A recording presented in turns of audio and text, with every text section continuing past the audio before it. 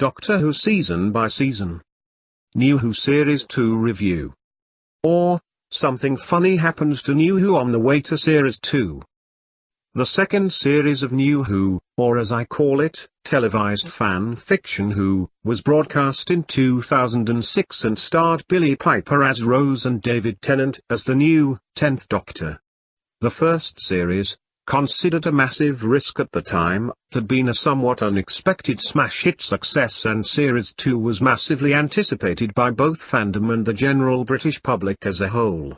Series 2 also marked a major change in the series, however, and not just in the switch of lead actor.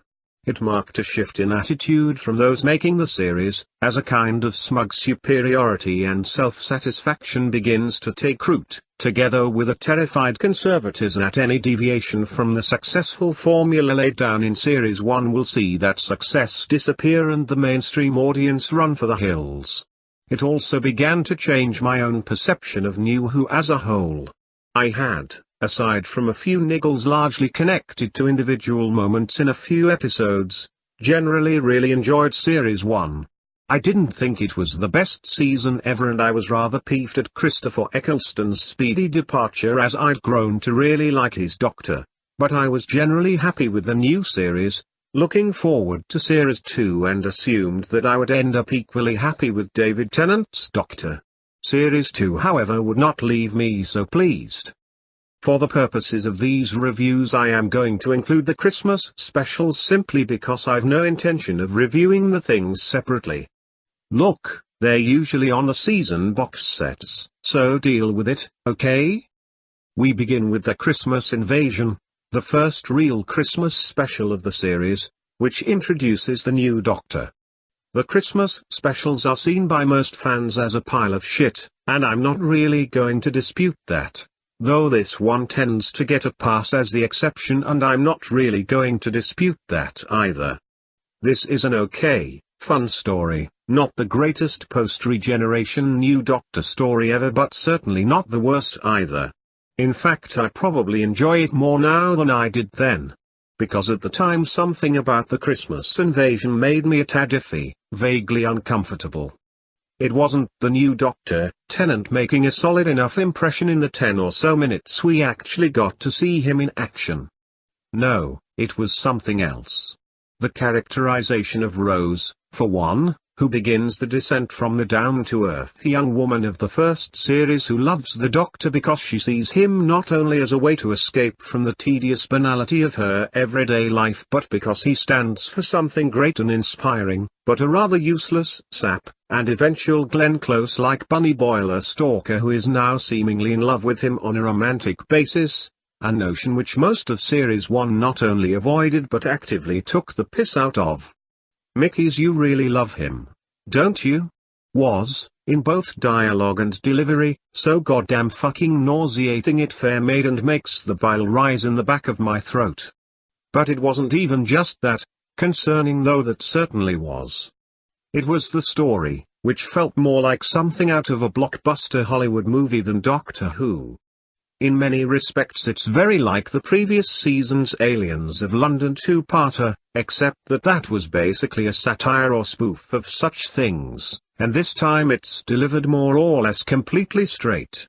Like I said, I didn't hate the Christmas Invasion or even dislike it, but something about it niggled at me.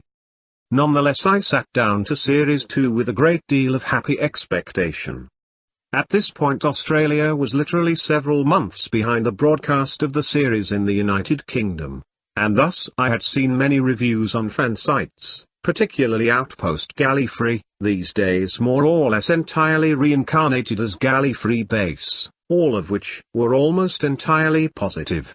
New Earth was the first story of Series 2, and was a comedy classic, according to fandom's leading voices.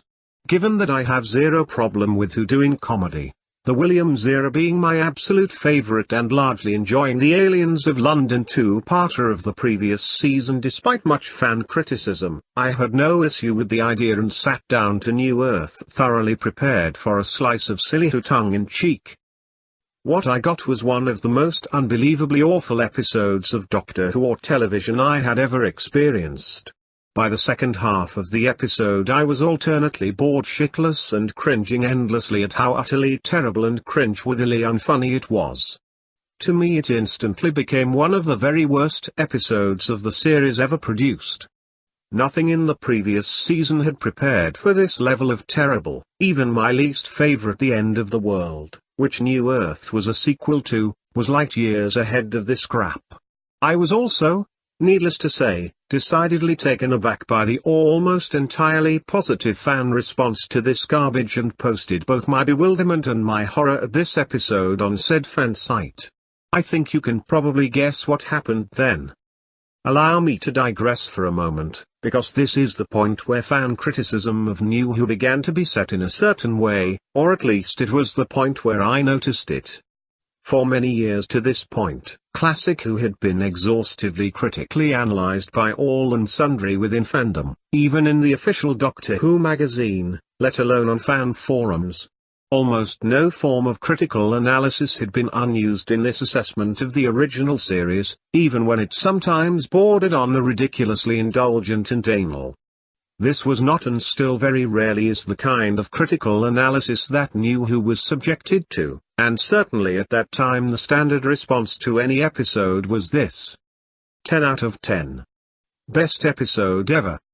More disturbingly, the standard response to even the most minor negative criticism, let alone pointing out that an entire episode such as New Earth was complete and utter irredeemable drivel, met with this response: Bwah.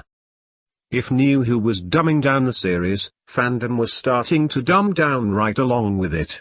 Part of this, of course, was coming from new fans who had no idea of the kind of critical analysis given to the old series and who just wanted to read positive opinions and nothing but. I don't really have anything against these kinds of people, even if they are annoying as fuck.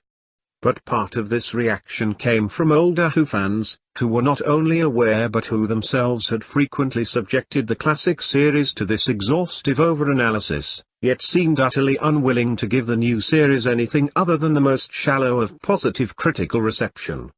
The unexpected mainstream success of New Who did something strange to a certain subsection of old Who fandom, particularly the truly anal geeks who had been ridiculed for liking the old series when in school and just for being such fucking nerds in general, but who regarded the success of the modern show as a strange form of self-validation. The show was cool again. Therefore, in their minds, they were now suddenly cool. Of course they were and are anything but. But that's the attitude that led to them not only being unwilling to criticize the new series in almost any way, but to well and truly throw their toys out of the pram if any slightly more objective fans raised a hand to simply give the honest opinion, well, that was a bit shit, wasn't it? The major Who fan sites are little different to this day. They tend to be more willing to accept criticism of the Davis era than was the case 10 years ago. But now it's the Moffat era that seems to gain this reaction, despite its unarguable sheer shittiness these days. Interestingly, however, this reaction was not restricted to fandom. It's also become almost the default position of the production team too. In old Who, when an episode was shit, like for example the Peter Davison Storytime Flight in season 19, everyone involved pretty much accepted it was crap and promised to not do it again. In fan fiction New Who, the production team refuses to admit they've made a mistake and will actually double down on the awful things they've done and do more of them later on, seemingly in a deliberately effort to piss off fans, particularly older fans. This seems to be a particular and defining trait of the Moffat era, but it certainly had its roots in the Davis period. Anyway, I digress. I was appalled by New Earth, but things got back on track with tooth and claw.